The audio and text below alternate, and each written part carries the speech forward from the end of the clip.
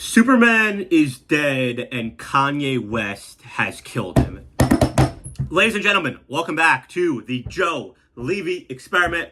Today, we're going to be doing not only a movie review, but also a highbrow, high-level social commentary on the state of the United States of America. That's the state, the mental state, and the economic state, and the moral state on the United States, as in counties of America. So, I went to see the Superman movie this Saturday with my friend Ralph.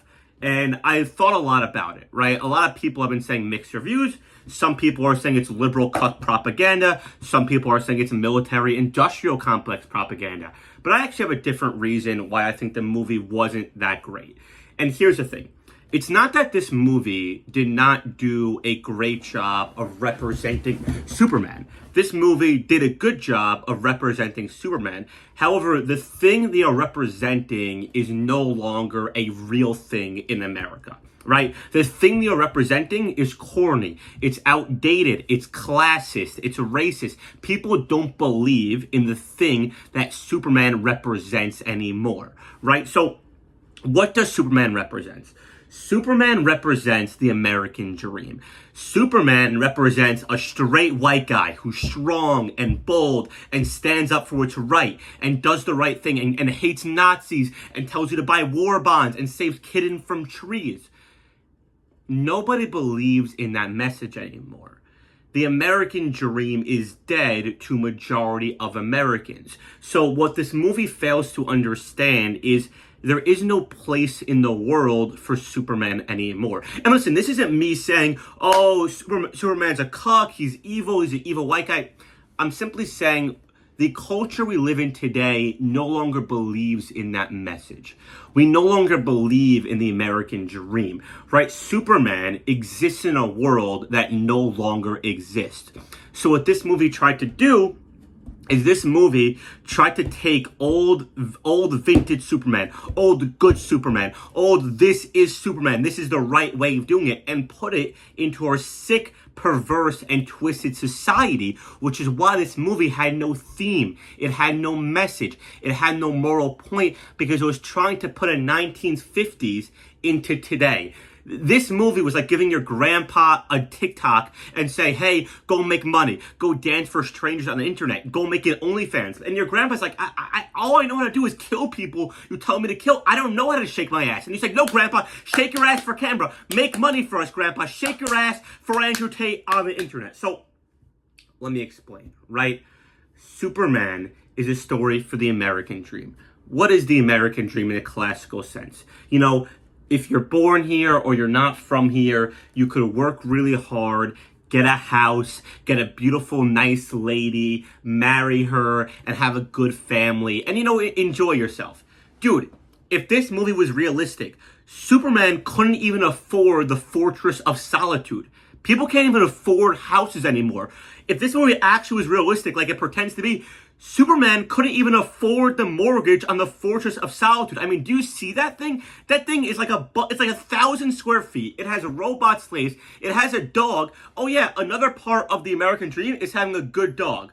Dude, the dog in this movie is an asshole. Superman has an asshole dog. I mean, you can't even have a good dog anymore. You want me to believe that Superman has this dog with superhuman strength that could lift him by his cape and drag him, but he doesn't even know that no means no? I mean, this dog is violating Superman and violating his consent over and over and over again. I mean, he's the stupidest dog I've ever seen in my entire life. And trust me, I know stupid dogs. I used to bet on them to fight. I know a stupid dog when I see one who can't win a goddamn fight. So, what I'm saying is, what's the American dream? Have a job, have a house, have a dog, have a family. So he can't afford his house. The Fortress of Solitude was being broken in by a bunch of thugs in a dangerous neighborhood. He has a shitty dog. And in terms of having a job, I mean, Superman used to have a respectable job back in the day. He used to be a news reporter at the Daily Wire. Dude, every news reporter now is just some liberal cuck. So it's like if things have changed. You know what I mean? Like back in the day, being a news reporter was a respectable job. Dude, you're in the same profession as Emily Austin. You're not in a professional job anymore. Your job is a joke. News reporting is a joke. So you want me to say, I'm going to respect Superman. He's a respected man. He has a good job. He has the same job as Ben Shapiro. He has the same job as me. He's a podcaster. They made Superman Theo Von. You know what I mean? So the house is shit. The dog is shit. His job is shit. What about his woman? Right? The woman. The last bastion of a man's hope. Your life could be shit. Your job could be shit. But if you have a good woman, if you have a woman like Lord knows I do, if you have a good woman who sticks by your side, at least then your life could be good. At least we then could preserve some part of the American dream. They made Superman have a situationship with some whore. I'm sorry, Lois Lane in this movie is a whore. First of all, she said, I'm not good at relationships.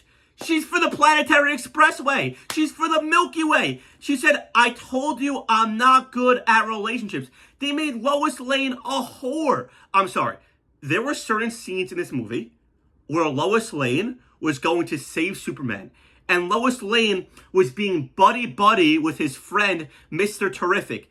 If my girl was talking to Mr. Terrific the same way Lois Lane was, I'd be like, don't even save me. Just fucking kill me.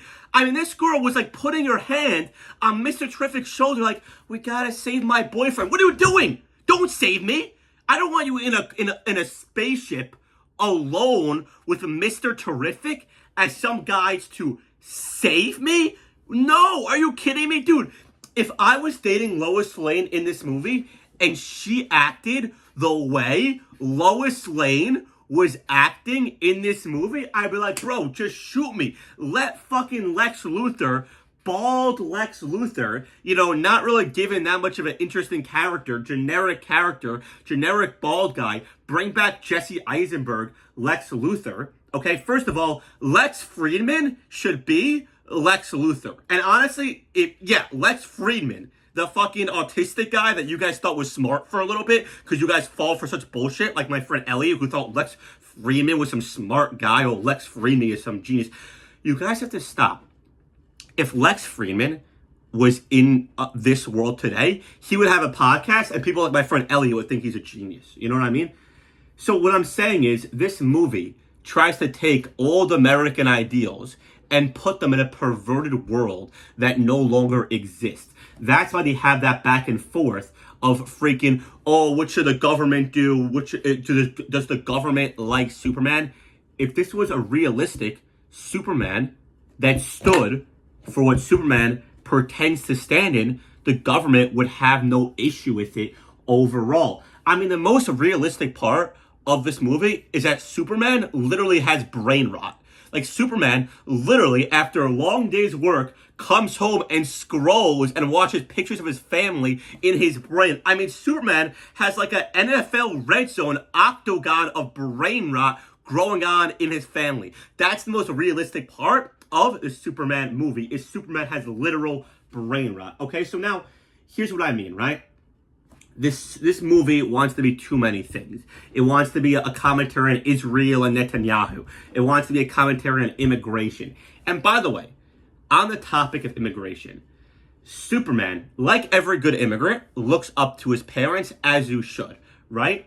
Now, there's a spoiler alert, spoiler alert, spoiler alert. There's a point of this movie where Superman finds out his parents wanted him to start a powerful sex cult, and for some reason he gets upset about that. Dude, every single immigrant, their mom tells them, if you're an Indian immigrant, what does your mom tell you? You have to marry an Indian girl. If you're a Jewish immigrant, what does your mom tell you? You have to marry a Jewish girl. If you're an Asian immigrant, what does your mom tell you? You have to marry an Asian girl. If you're a black immigrant, what does Dr. Umar tell you? Dr. Umar tell you? Snow bunnies never, black queens forever, right? Now, Superman's parents literally tell him, we want you to fuck as many girls as possible and start a sex cult. And he doesn't even consider it for like a moment. Like, dude, You're living every immigrant's dream. Every immigrant wishes their parents would tell them, yeah, start a sex cult and impregnate as many women as possible and take over the world. And he doesn't even consider it, and you're telling me you respected your parents? If you respected your parents, Superman, in the way that you claim you respected your parents, when they told you, we want you to start a sex cult, you would have at least given it a thought. You would have at least phoned a friend, made a call. Hey man, long time no see. Hey, Jimmy Olsen, the Daily Wire. Should I start a sex cult? Yeah, of course. What, are you crazy? Now you might be saying, okay, so you're telling me, Joe, Superman no longer exists in the modern world. How do we modernize Superman? I have an idea. Let's do this. Let's make Superman a black guy to modernize it. If Superman was a black guy, the Fortress of Solitude would just be filled with his friends chilling at the crib. He would come home after a long day of work and he would see all his homies sitting in the Fortress of Solitude, smoking a blunt and playing music. Now, here's why I say Kanye West killed Superman. The American dream has been going downhill for a long time now, right? But there is one thing that always connects people. There's one thing that always connects people, and that's hatred. So for a long time in this country, we hated communism, right? Communism was evil. And then, well, Russia's not that bad, and Ukraine and Qatar and Tucker Carlson and, Tickle My Carlson, all that stuff, right? So we no longer, as a country, have a unified hate for Russia and communism. However, we used to have a unified hate for Nazis. And I'm not saying this because I'm Jewish. I'm saying this as someone who's looking at society. We used to have a hatred for Nazis. We no longer have that. Because of the way Israel's operating, people responding to Israel, people are now sympathetic with Nazis. So that moment Kanye West released the song Hail Hitler, that is when we lost our entire American culture. And I'm not saying it as in I don't even mean from a selfish perspective, as in oh, how dare you say Hail Hitler? No, I get what you're saying. I disagree, but I get what you're saying. I'm saying is the second we lost something to hate as a society, now we have nothing.